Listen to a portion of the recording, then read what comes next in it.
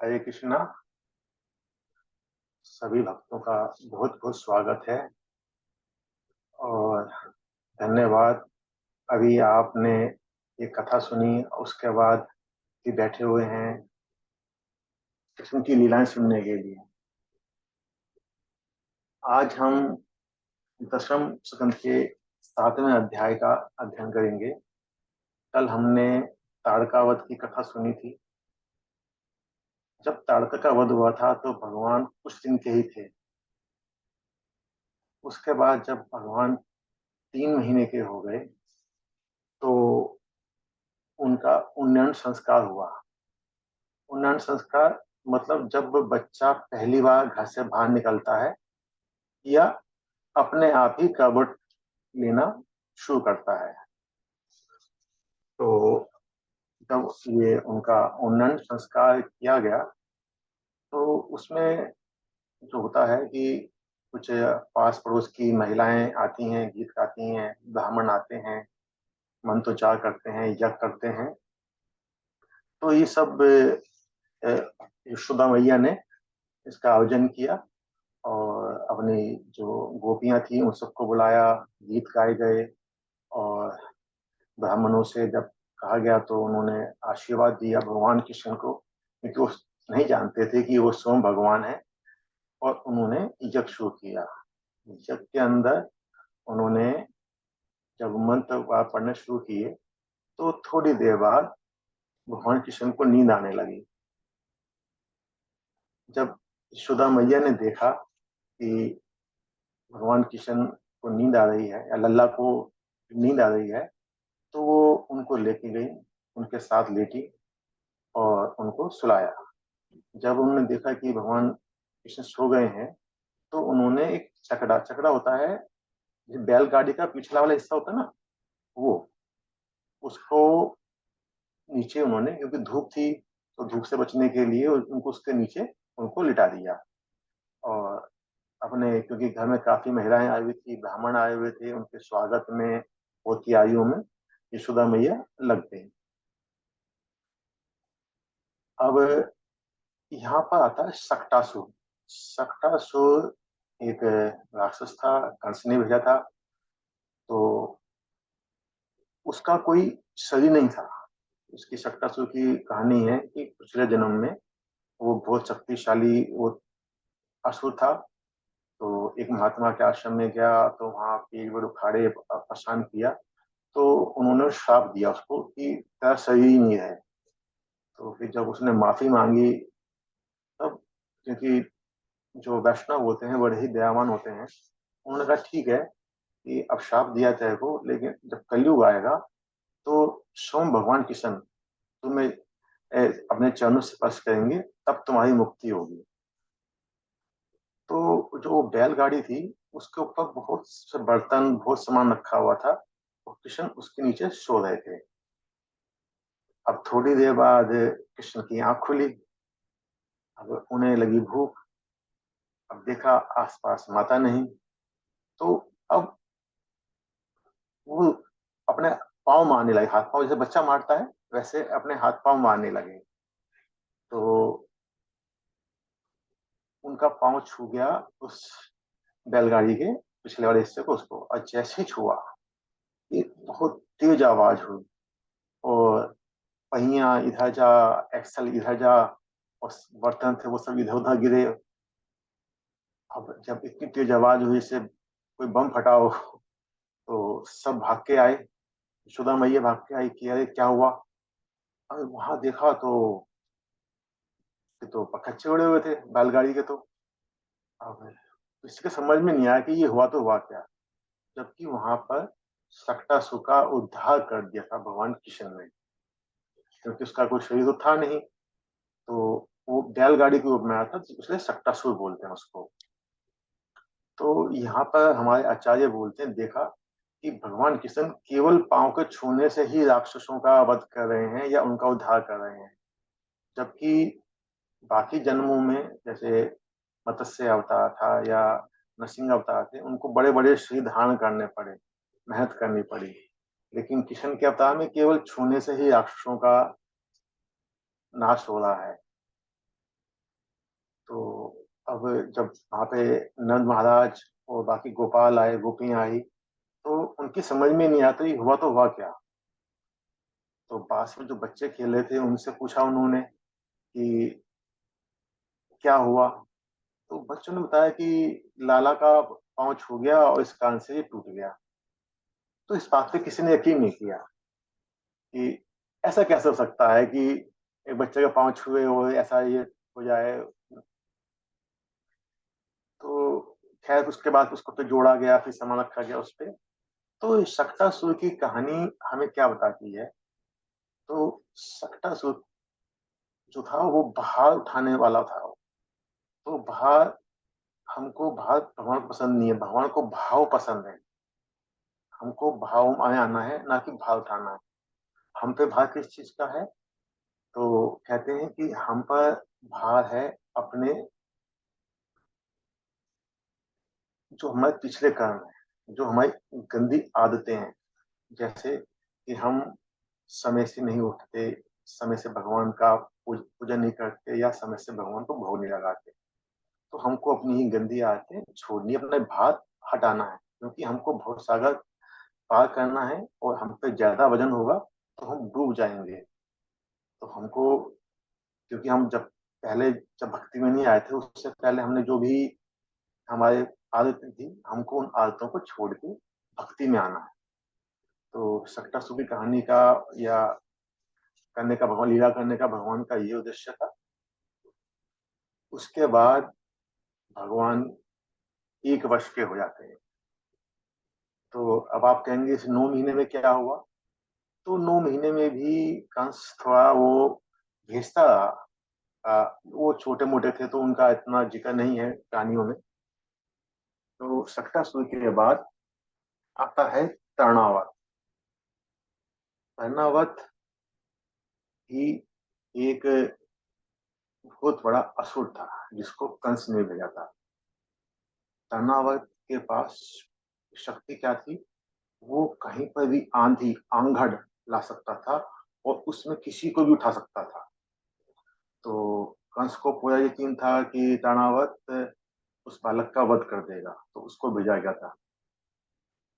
तो जब कृष्ण 1 वर्ष के थे, तो एक दिन यशोदा मैया उनको अपने गोद में खिला रही थी, उछाल रही थी। जैसे ना बच्चे को गोद में उछालते हैं तो बच्चा खुश होता है, तो वैसे ही यशोदा मैया उनको उछाल रही थी गोद में। तो अचानक से भगवान ने अपने आप को भारी करना शुरू किया। तो यशोदा मैया से वो उठाई नहीं गए। तो उनको बड़ा आश्चर्य हुआ कि ये क्या हुआ। लेकिन खैर उन्होंने इतना ध्यान नहीं दिया, उन्होंने उनको जमीन पर बिठा दिया और बाकी घर के कार्यों में व्यस्त हो गई। अब इतने में वहां पे तरणा बताया, ऐसी आंधी, ऐसा अंधड़ लेके आया कि कहते हैं कि सब गोपियों की आंखें बंद हो गई, धूल मट्टी भर गई आंखों में, किसी को कुछ ना दिखाई दे, कुछ ना सूझे। और इस बीच वो भगवान कृष्ण को उठा के आकाश में ले गया। 80, कहते हैं 80 कोस ऊपर आकाश में वो भगवान को ले गया। तो अब आचार्य कहते हैं कि भगवान इतने ऊपर गए क्यों। तो उसकी दो वजह कहते हैं। एक तो कहते हैं कि शायद भगवान का ऊपर आकाश में विचरण करने का मन कर रहा होगा, जैसे पैराग्लाइडिंग होती है वैसे ही। तो इसलिए भगवान इतनी ऊपर गए। और दूसरा आचार्य कहते हैं कि स्वर्ग के देवी देवता भी भगवान के दर्शन करना, भगवान को देखना चाहते थे, तो उनको दर्शन देने के लिए भगवान इतने ऊपर गए। है थोड़ी देर बाद जब भगवान का आकाश में घूमने फिरने के बाद मन भर गया, अब भगवान ने अपने शरीर को भारी करना शुरू किया।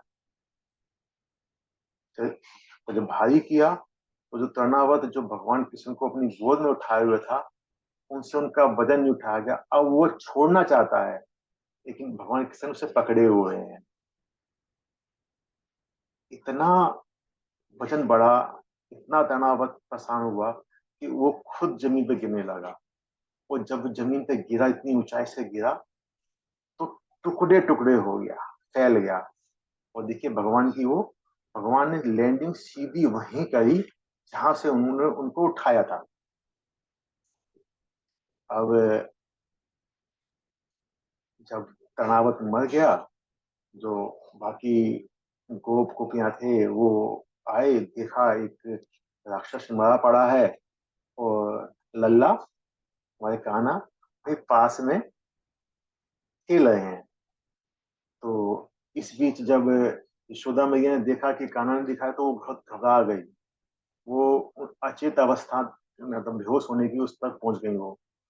तो फिर जब गोपियों ने उठा के लल्ला को दिया यशोदा मैया की गोद में, तो उन्होंने उसे बहुत प्यार किया और उसको अपना स्तनपान करवाया। ये माना जाता है कि अगर बच्चा अपनी माँ का दूध पी रहा है तो वो स्वस्थ है। तो कान्हा तो अपना दूध पीने लगे। तो इस तरह से भगवान ने तरणावत का वध किया। तो जो तरणावत वध की कथा है, उसमें भगवान हमें क्या संदेश देना चाहते हैं? इतना कि हमको अपनी भौतिक शक्तियों का अहंकार नहीं करना चाहिए। जैसे हम लोग नौकरी करने के लिए या बिजनेस करने के लिए कुछ ना कुछ अपने अंदर गुण लेके आते हैं, कोई डॉक्टर, कोई इंजीनियर, कोई, तो जाने अनजाने हमारे अंदर अहंकार आ जाता है कि अरे मैं तो फलाना हूं, मैं तो ढिंगारा हूं। तो भगवान को ये अहंकार पसंद नहीं है। हमको अपना अहंकार समाप्त करना है, अपना मन में माधुर्य लेके आना है भगवान के प्रति।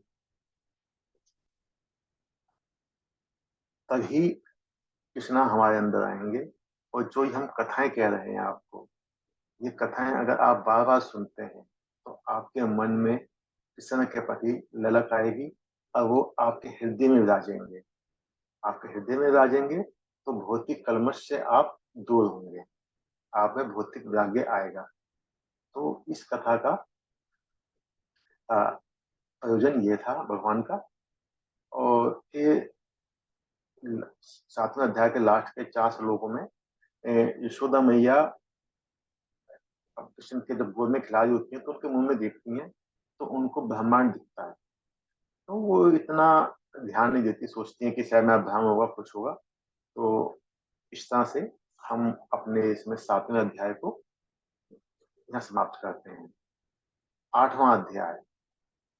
8वां अध्याय में भगवान की बाल लीलाएं हैं और भगवान का नामकरण संस्कार वगैरह है।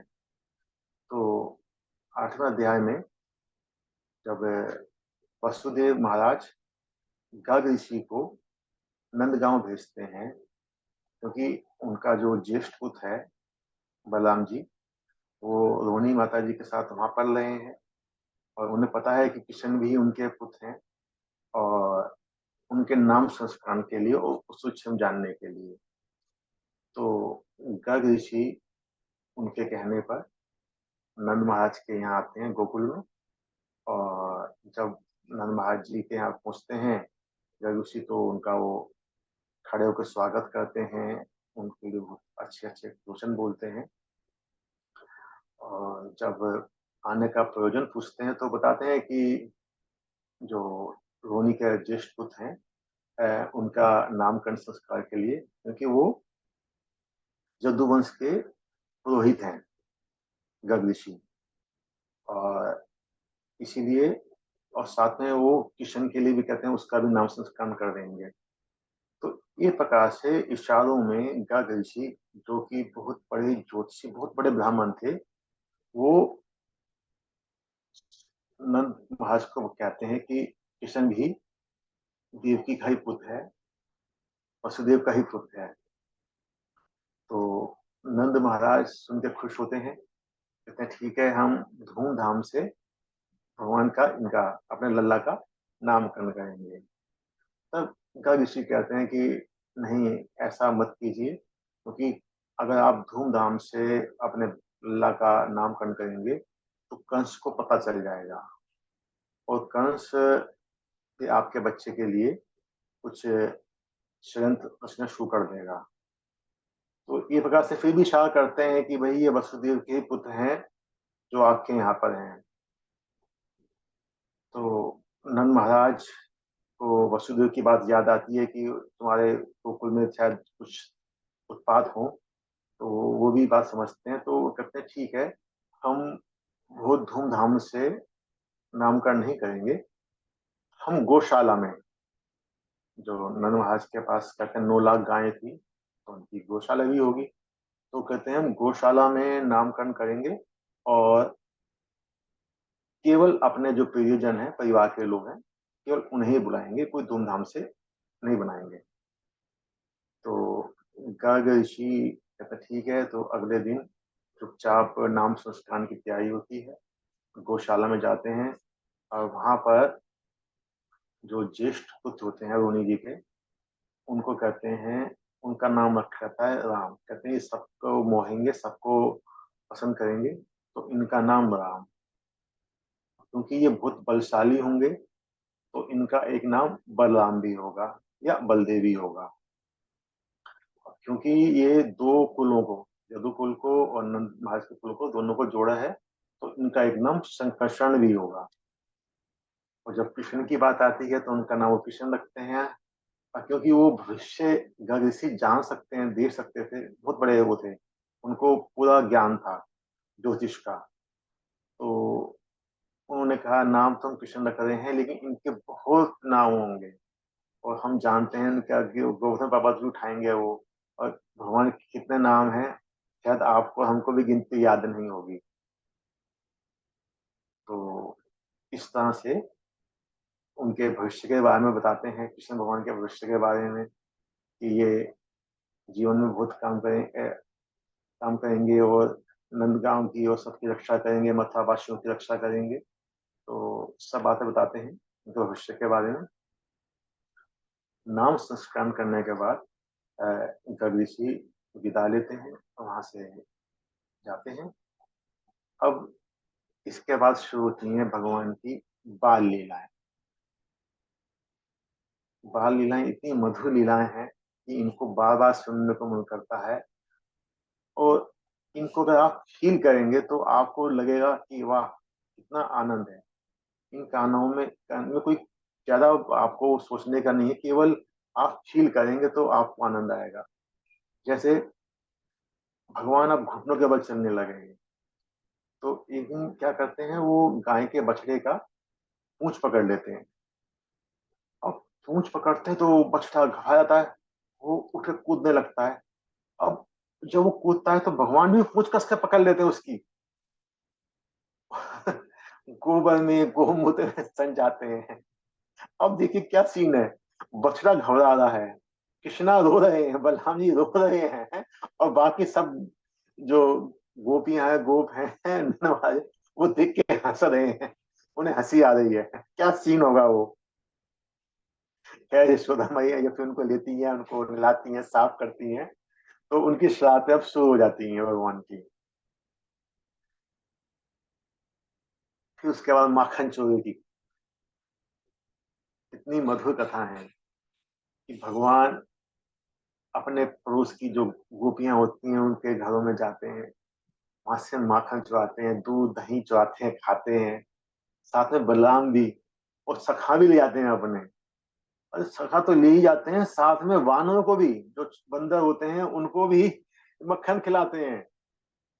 और जब सबका पेट भर जाता है तो उस मटकी को तोड़ देते हैं। गोपियां जब आवाज सुन के आती है तो कहते हैं तुम्हारा मक्खन स्वाद था ही नहीं, इसलिए कोई नहीं खा रहा है, देखो। कभी कभी जाते हैं गोपियों के घर पे, तो उनके बछड़ों को खोल देते हैं। अब बछड़े जब खोलते ही भागते हैं माँ के पास, उनका सब दूध पी जाते हैं माँ को अपनी। और जब गोपियां दूध निकालने जाती है तो दूध होता ही नहीं है, क्योंकि वो दूध तो पहले ही बछड़े पी गए। अब गोपियां जाती हैं शिकायत करने यशोदा मैया के पास, कि यशोदा, तेरा लल्ला हमें बहुत परेशान करता है और बहुत दुखी करता है। यशोदा मैया को सब शिकायत करती हैं कि तुम्हारे लल्ला ने हमारा मक्खन खा लिया, हमने ऊपर टांगा तो उसमें छेद कर दिया, तोड़ दी हमारी वो मटकी। अब देखिए, यशोदा मैया सुनती हैं, अब यशोदा मैया गुस्से में काने तब देखती हैं। अब कान्हा की इतनी मधुर मुस्कान है, सोचिए आप कितनी मधुर मुस्कान होगी भगवान की कि उसको देख के यशोदा मैया डांट ही नहीं पाती हैं कृष्णा को। वो लल्ला कहते हैं, लल्ला थोड़ी उलाहना देती हैं, लल्ला तेरे को क्या जरूरत है किसी के घर जाके मक्खन खाने की, तेरे घर में मक्खन की कमी है, दूध की कमी है क्या? तो लेकिन जब खाली उलाहना देती हैं, डांटती नहीं है, तो गोपियों को थोड़ा वो लगता है। तो गोपियां कहती हैं, अरे हम तो अंधेरे में छुपा कर रखते हैं अपना मक्खन, लेकिन आपने जो इन्हें गहने पहना रखे हैं उनका इतना प्रकाश होता है कि इनको दिख जाते हैं। तो शुरू में कहती है, अच्छा तो मैं इनकी जो सोना आभूषण है इनको मैं उतार देती हूँ। अब गोपियां के मन में आता है, नहीं नहीं नहीं, ये क्या बताइए कि जो मधुर पायल की आवाज है हम सुनते हैं वो हमें बोल सकती है, आप मत उतारिए। तो मतलब कुछ फैसला नहीं होता क्या करना है, और भगवान अपनी ऐसी लीलाएं करते हैं। जैसे कभी किसी घर गए और उन्होंने पूरा इंतजाम कर रखा था कि किसी भी तरह से भगवान को मक्खन नहीं लेने देंगे, कुछ भी नहीं करने देंगे, तो उनके सो रहे बच्चों को चूटी भर के भगवान आ जाते थे। अब वो बच्चे रोते थे, अब वो देखते थे कि किसना ने किया है। तो इस तरह की बहुत सी कथा हैं, बहुत कथा हैं। इतनी कथा है कि अगर हम उनका कहें तो बस आनंद ही आनंद बसेगा, और बहुत लंबी कथा हो जाएंगी अपनी। तो लेकिन एक दिन तो कमाल हो गया, भगवान ने मिट्टी खा ली। और जब भगवान ने मिट्टी खाई तो साथ के जो ग्वाले थे, यहाँ तक कि बलराम जी ने भी जाकर यशोदा मैया को शिकायत कर दी कि कान्हा ने मिट्टी खाई। अब यशोदा मैया तो सुन के बड़ी वो हुई, बोली, कान्हा तूने मिट्टी खाई? नहीं मैया, मैंने नहीं खाई। नहीं, क्या वो झूठ बोल रहे हैं? हाँ मैया, वो झूठ बोल रहे हैं। अच्छा अब तो अपना मुंह खोल के दिखा मुझको। अब जब भगवान ने अपना मुंह खोला, उसके अंदर पूरे ब्रह्मांड के दर्शन हुए। अलग अलग नक्षत्र, तारे मंडल, चंद्रमा, धरती, ग्रह उपग्रह, अहंकार, पांचों तत्व, अग्नि वायु, सब मैया ने उनके मुंह के अंदर देखा। और तो उन्होंने ये देखा कि नंदगांव देखा, अपना घर देखा। और घर में क्या दिखती है वो, कि यशोदा ने स्वयं अपने आप को देखा। और क्या दिखती है कि वो अपने बच्चे का मुंह खुलवा के उसके अंदर देख रही है। ये सब देख के तो यशोदा मैया पहले तो चकित हुई, फिर आश्चर्य में सोचा कि ये मेरा मति भ्रम है या कोई लीला है, या ये क्या है, उनकी समझ में नहीं आया। और हमारे आचार्यगण कहते हैं जब कुछ समझ में नहीं आया तो सब भगवान पे छोड़ दो। तो यशोदा मैया ने भी सोचा कि ये कुछ समझ में नहीं आया, तो उन्होंने भगवान पे छोड़ा इस चीज को। तो तब उनको ज्ञान हुआ कि ये तो साक्षात परमेश्वर हैं, भगवान हैं, और हम इनके दास हैं। और ये नंद महाराज मेरे पति नहीं है, ये गाय मेरी, मैं इनकी स्वामिनी नहीं हूँ, ये जो प्रजा, ये गोपियां, मैं इनकी रानी नहीं हूँ, ये सब माया है, और मैं तो केवल भगवान की दासी हूँ। अब वो भगवान की आराधना करने लगी, यशोदा मैया कान्हा की आराधना करने लगी, वो एक अलग ही उसमें पहुंच गई थी स्टेज में।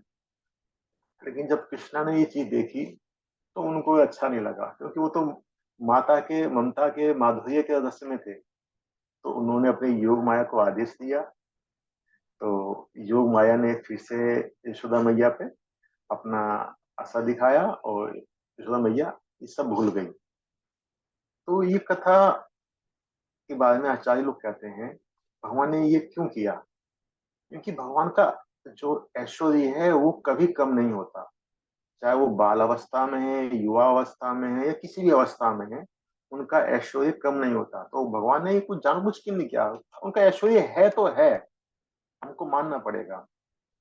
तो ये सब कथाएं जो हैं, महाराज परीक्षित सुन रहे थे, शुक्राचार्य से। तो शुक्राचार्य से उन्होंने पूछा कि आखिर नंद महाराज या यशोदा मैया ने ऐसा क्या पुण्य किया था कि भगवान उनके यहाँ पर आके रहे, उनके यहाँ जन्म लिया, उनके यहाँ पर उन्होंने सबके यहाँ वो लीलाएं करी। तो शुक्राचार्य ने बताया कि पूर्व जन्म में नंद महाराज यक्ष थे, बहुत ही सबसे अच्छे यक्षों में से एक थे। इनका नाम था द्रोण और इनकी पत्नी का नाम था, जो यशोदा मैया है, धरा। तो इन्होंने, इनको जब आदेश हुआ कि अपना परिवार बढ़ाएं, तो इन्होंने तपस्या करी 12,000 वर्ष तक ब्रह्मा जी की। और ब्रह्मा जी जब प्रसन्न हुए तो ब्रह्मा जी से कहा कि भगवान स्वयं हमारे गोद में खेलें, ये आशीर्वाद मांगा और ब्रह्मा जी ने इनको आशीर्वाद दिया। तो फिर ये इस जन्म में यहाँ पर नंद और यशोदा के उसमें जन्म लिया। और अब भगवान ने ब्रह्मा जी की बात को रखने के लिए इनके यहाँ पे वो लिया है, जन्म लिया। तो इस तरह से ये कथा शुक्राचार्य ने सुनाई। और ये तो अभी कथाएं शुरू ही हुई हैं। अब यहाँ पे हम अपने इस कथा, ये 8वां अध्याय समाप्त होता है हमारा। और अब अगले कल को दामोदर लीला होगी, जो बहुत ही अच्छी लीला है। उसको तो इतना जितना सुनो कम है। तो कल को दामोदर लीला होगी। तो इस तरह से 10वें स्कंद का 7वां और 8वां अध्याय समाप्त होता है। धन्यवाद। हरे कृष्णा, हरे कृष्णा, कृष्णा कृष्णा हरे हरे, हरे राम राम राम हरे हरे। धन्यवाद।